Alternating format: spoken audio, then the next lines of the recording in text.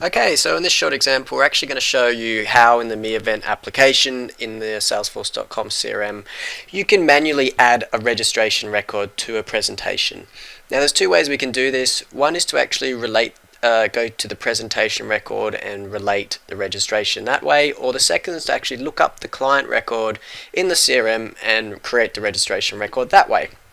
So the first thing we're going to do is actually do the first one I said, where we go find the presentation and we go and actually relate it that way. So I'm currently sitting on the home screen here. If I go up the top right and go into events and registrations, and I click on my tab presentations, I want to go and find my presentation that I want to add this customer's registration to. So in this example, Bob Brown has phoned up and said, hey, I can't register on the internet for whatever reason. I'd like you to manually enter me in the system so I get my welcome email and I'm registered. Okay, so we've got one presentation here, John Doe's 5 Simple Rules to Trading in a Bear Market. If I click on that presentation ID there, it takes me into the presentation. So we can see here, if we scroll down to the sub panel area down here, we can see there's one called Registrations with a picture of a ticket. Okay, we've currently got a Lisa Simpson and a Henry Top registered for this event, so they've come through by other means, but we really want to add Bob Brown who isn't already registered. So if we simply click New Registration Record here, it's going to take me to a different layout. The first page, it's wanting me to select the registration record type. So we know that this presentation itself is actually a live presentation. Your other options are webinar. So if I click on Continue on Live Presentation there, it goes and changes my layout to be a record type live presentation layout. So the first thing it's doing is actually asking me, who's the client I want to relate this to? So there's two ways we can do that. We can actually start to type in the name Bob Brown, and depending on how large your database is, if there's one Bob Brown, then it will relate that. If there are more than one Bob Browns actually found, it'll actually pull down a pick list and you have to select one. If there are hundreds of Bob Browns, the more likely way you do this is actually click this lookup, which is the native Salesforce relationship lookup field, which allows you to search on particular people. So if I go and click Bob, it's gone and found Bob Brown for me. So here's my customer here. Depending on your CRM setup, you may want to display the unique client ID number here so you make sure you get the right one, possibly the email address of the customer.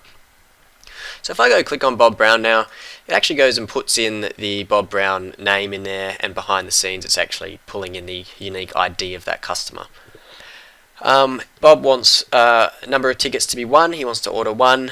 And I make sure that my registration is actually checked as active. By default it always is, and my status is registered, attended or cancelled. So for right now, because the event's coming up, we're just simply going to register him. We also now need to pick the presentation ticket type. So what type of ticket does he want? Now if you've seen the other videos, we've actually got 2 in here predefined. We've got our free and VIP. So Bob just wanted a free ticket, so we click that one there. We're offering 0 discount.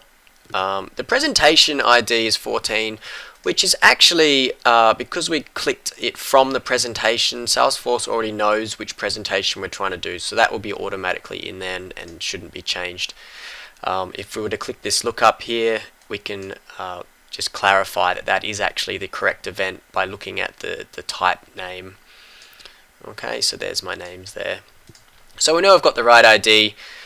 We simply click save on that, and that'll commit the record to the database and actually take me back to the presentation. So what that's done now is if I go down to my registrations, I can now see Bob Brown's registration for 1 ticket, and I can go into that record. It's given its unique registration number, and we can see that the welcome email sent is now checked, which means the native workflows have triggered off to send John his email confirmation, and he's now been registered as if he'd done it through the website. The second way I mentioned to do this is actually we have another customer that's come in called Jim Robb, and he also wants to register manually, and depending which way you want to do this, we actually want to go and relate it or create it from the customer record himself. So if I go look up Jim Robb here, and go find his client record, you'll see here that I've actually found Jim Robb, and I've clicked into his client record, and I've just checked that yes, it is actually him. Now you'll see there's, just like on presentation, the relationship for registrations is also on the client record as well. So we can see he currently has no registrations. If Jim Robb had attended previous presentations, and all his registration records would be under here, but for the purpose of this exercise, we really just want to go and register him in for this same event. So again, like presentation, if we click new registration, again, pick our registration record type, which is in this example a live presentation.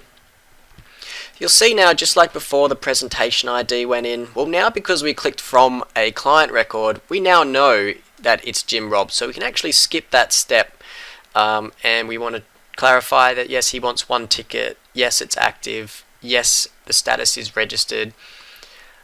We now need to do like we did before, look up the presentation ticket type, and Jim said, hey, I want a VIP type ticket.